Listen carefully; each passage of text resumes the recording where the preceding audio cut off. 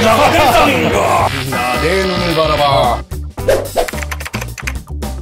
재테크를 하는 데 있어서 가장 중요한 지출 관리. 저는 이걸 출테크라고 부릅니다. 네, 지출 테크. 첫 번째 원칙. 너는 네 돈을 아느냐? 물어볼게요. 우리 황PB는 급여 생활자니까. 네. 그죠? 월급이 나오면 흔적도 없이 잠시 들렀다 사라지는 돈들이 있죠. 그렇죠. 그렇죠. 그렇죠. 있죠, 당연히 있죠. 그게 한 전체 소득의 한 몇 % 정도 되는 것 같습니까? 거의 없는데? 아니, 거의 다인데? 야, 오늘 잘 왔다. 오늘 운 좋네. 오늘 당신은 내 얘기를 들으면 부자가 될 수 되는 있다. 거야? 그럼. 오케이. 자, 내 눈을 바라봐. 여기도 사실 비슷해요. 이 사업을 하는 사람들에게는 이 고정비와 변동비라고 하는 개념이 있습니다. 이 고정비라고 하는 거 보통 뭐 인건비라든가 기본적으로 나가는 전기세, 뭐 수도세 뭐 이런 것들일 거고, 또 이제 변동비 같은 경우에는 뭐 재료값이 바뀐다거나 뭐 이런 것들이 좀 다르잖아요. 근데 우리 이 지출에도 기본적인 그 고정 지출과 변동 지출이라고 하는 게 있습니다. 자, 그러면 이 고정 지출이 뭘까요? 죽거나 사나 나가야 되는. 그렇죠. 이게 만약에 안 내면 쫓겨나거나 신용에 큰 문제가 생기거나 기본적인 금융 생활을 할 수 없게 된다거나 이렇게 됐을 때가 사실은 이 고정 지출에 문제가 생기는 경우거든요. 고정 지출, 매달 빠져나가는 고정 지출이 과연 내 돈이라고 할 수 있느냐에 대한 문제를 말씀드리고 싶은 거죠. 이 고정 지출의 비율이 얼마인지를 꼭 확인해 봐야 된다. 그리고 본인은 아까 월급에서 고정 지출을 빼면 거의 안 남는다. 그럼 아마 카드값까지 이제 생각을 했을 그렇죠, 때 물론. 그럴 거예요. 바로 이 카드값이 굉장히 큰 변동 지출이기 때문에 그래요. 오늘 그 첫 번째 원칙은 내가 매달 그냥 빠져나가는 돈이 얼마인지를 일단 알아야 된다는 거예요. 그것도 모르면 안녕. 잠시 스트레스 안녕.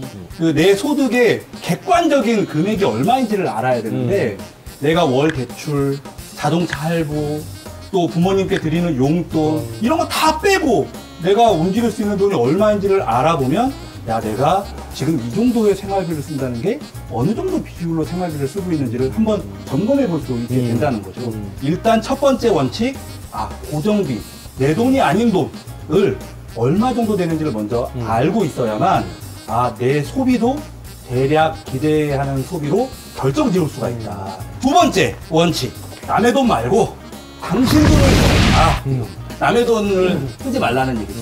내 돈이 아닌 남의 돈을 말씀드리고 싶은 게 뭐냐면 첫 번째는 신용카드입니다.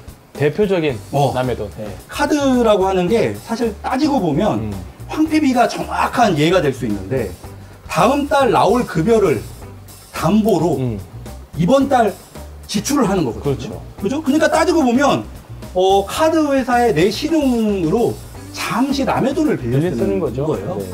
체크카드는 또는 현금은 분명히 신용카드에 비해서 이런 어떤 포인트 적립이나 혜택은 좀 떨어집니다. 그렇죠. 그런데 신용카드를 써서 얻게 되는 이익보다 신용카드가 있어서 안 써도 될 곳에 쓰게 될 돈이 훨씬 많다는 게 제 생각입니다.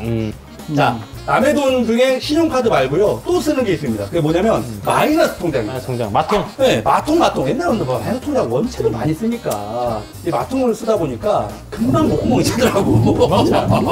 이게 생각보다 금방 한도까지 가서 또 다시 연락해가지고 한도를 늘리거나 이런 일들이 생기더라고요. 근데 이게 문제는 뭐냐면 마이너스 통장의 금리, 이자가 생각보다 그렇게 싸지 않다는 겁니다.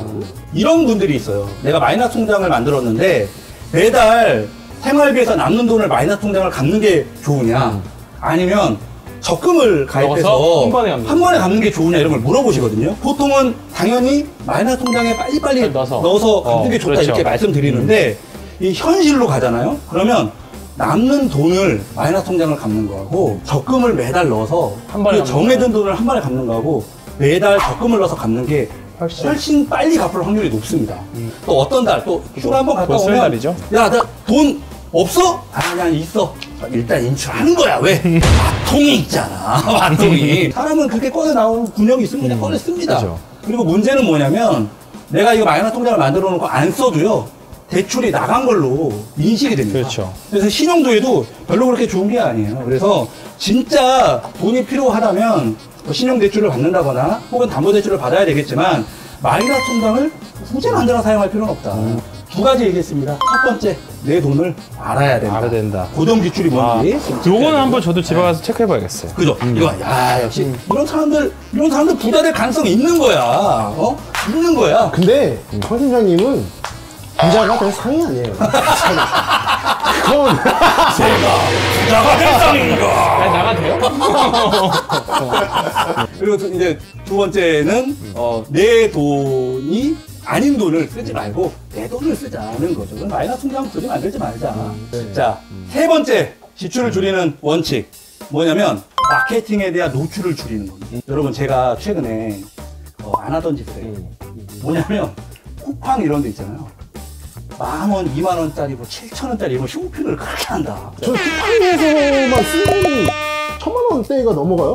모든 걸, 그러니까 일반 생활비가 거의 근데 또 식자재. 1인 생활자니까 그럴 수 있지. 1인 가구는 진짜 다. 그렇지. 그러다 보면 옆에 보이잖아요. 몇천, 살려고 했던 거 아닌 것들이 꼭 들어가. 근데 제가 이 마케팅의 노출을 줄이라는 게 뭐냐면 사실 거기에 어마어마한 상술이 녹아 있지 않습니까?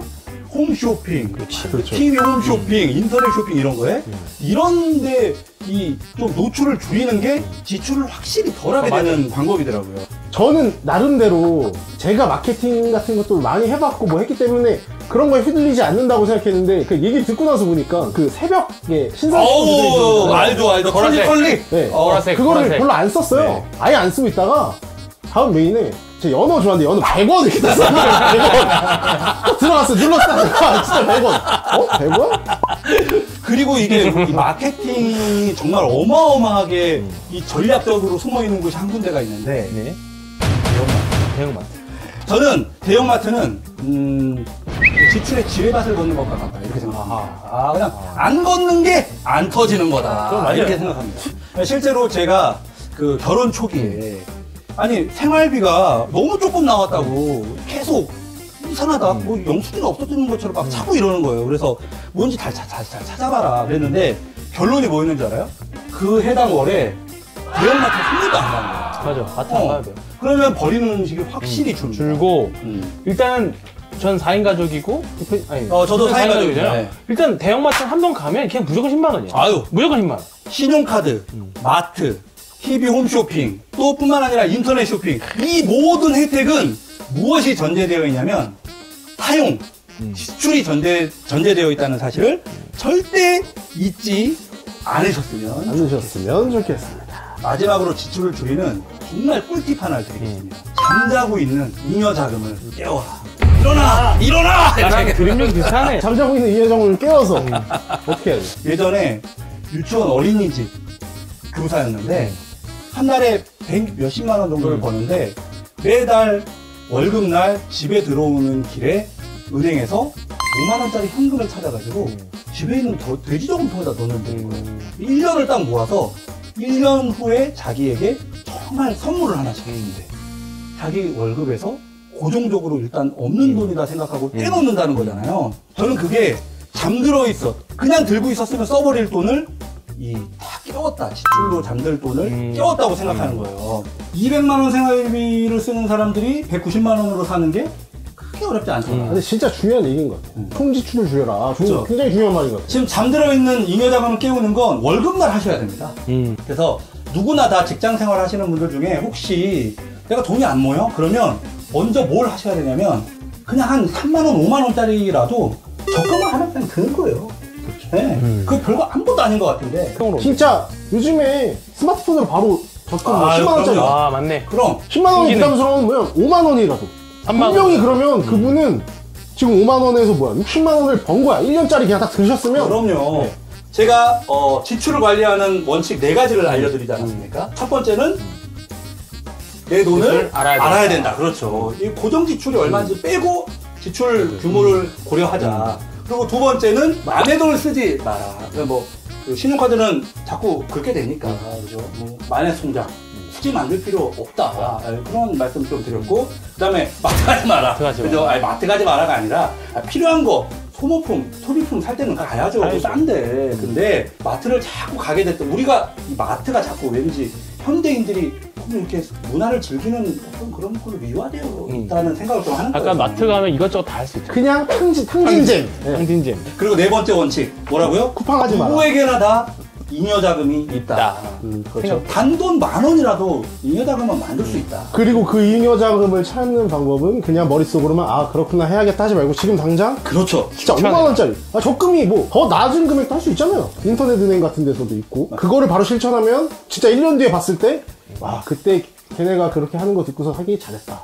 자 그러면 여기에서 제가 앞부분에 10% 10% 수익 드디어 나온다. 고정금리. 내가 니들 잊어버릴까봐 내가 안 할까 하다가 오늘 내가 특별히 청취자분들을 위해서 제가 신한금융 투자를 위해 재계약을 위해 제가 오늘 말씀드리도록 하겠습니다.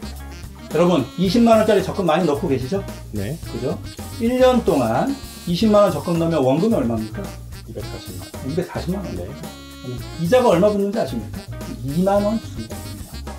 세금 빼고. 아, 적금이니까. 네, 적금이니까. 예금이 아니라. 네, 적금이니까. 적금이니까. 2만원. 그렇죠. 그런데 1년에 그냥 24만원 이자를 그냥 갖고 시작하는 방법이 있어요. 제가 아까 잠들어 있는 잉여 자금을 깨우라고 말씀드리지 않았습니까? 적금을 넣을 때 20만원을 하려면 22만원을 하는 거예요. 나도 같더라. 아이, 야!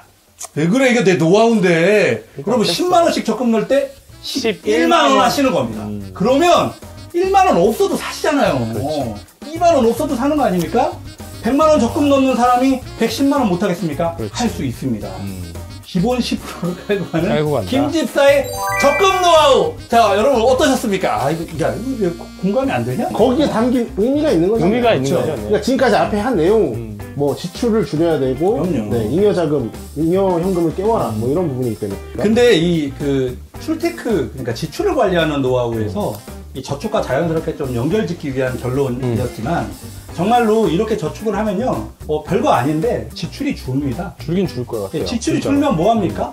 저축하면 되는 거 아니에요? 그렇죠. 이렇게 뭔가 좀 계획적으로 지출을 관리함으로써 한 걸음 한 걸음 부자로 가고 있다고 느껴진다면 그거 얼마나 뿌듯하겠습니까? 저는 여러분들이 이 방송을 듣고 정말 그런 마음이 되셨으면 좋겠다. 그래서 제가 아까 이 부자 동기부여. 네. 이게 진짜로, 아 오늘 집에 이거 한 걸어가야 번- 되겠다. 진짜 이렇게 한 번 들으면 또, 협약 기자. 단기간이라도 약간 좀 아껴야겠다 맞아요. 이런 생각 들어요. 지금 듣는 것만 올라오지. 들어도 같이 저희가 방송하면서도 그럼요. 그 순간순간은 드는 것 같아요. 아유, 돈을 함부로 쓰지 않는 것. 예, 그게 부자가 되는 방법이라는 걸 잊지 마시면서. 댓글과 좋아요. 어우! 아니, 결정했어. 바로 치고 나오네. 다음 주좀 잘할 것 같은데. 구독과 알람. 네. 구독과 알람. 구독과 알람. 알람이 이렇게 해야지. 알람. 그렇지. 웃네? 아유, 잘한다. 아이고, 잘한다. 내가 웃냐?